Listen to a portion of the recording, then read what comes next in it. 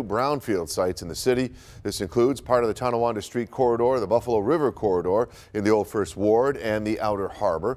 Being classified as a brownfield will allow the developers that purchase them to receive some important tax incentives and state grants. The state is using more than $800,000 of your tax dollars to buy a vacant 1-acre lot on Buffalo Avenue in Niagara Falls, which comes with a view of Goat Island and the Niagara River. It is the state's first acquisition under a Buffalo Billion program to develop parcels near Niagara Falls State Park. We sent our Dave McKinley to find out more about the site.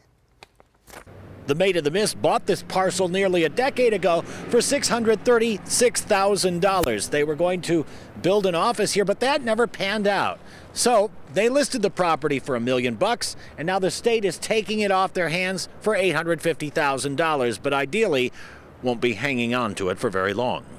I think it's wonderful news. Anytime, there's initiatives to put forth new product into the marketplace. The state will seek proposals for this land, which it says could be for residential, lodging, or commercial purposes, so long as they fit the character of nearby historic homes and the park which abuts it. I think it's an ideal location to put out for bid. Enhanced perhaps by the recent removal of the Robert Moses Parkway, opening up access to the river.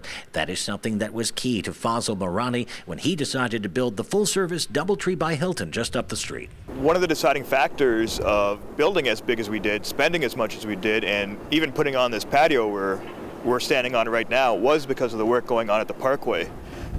It's increased our views on our first 3 floors immensely, and it's made it just so much more pleasant for our customers to be able to walk right to the park, straight across the street. The state acquiring properties to flip to private developers is not without precedent. Earlier this year, after paying more than $4 million for the dormant Hotel Niagara, it sold it for $1 to a developer who plans to spend $42 million more to renovate and reopen it. Although, when it comes to building lodging on this site, I would prefer that maybe not to be accommodations and it be a year-round attraction. That's what's really needed to take Niagara Falls, New York to the next step, is a couple of major attractions and a couple of supporting attractions. And so that, again, we can expand our seasons, we can expand this so that it is a year-round destination. It might seem, though, that there could be potential limitations to build an attraction or a hotel here, which would presumably also need parking, all on just 1 acre of land.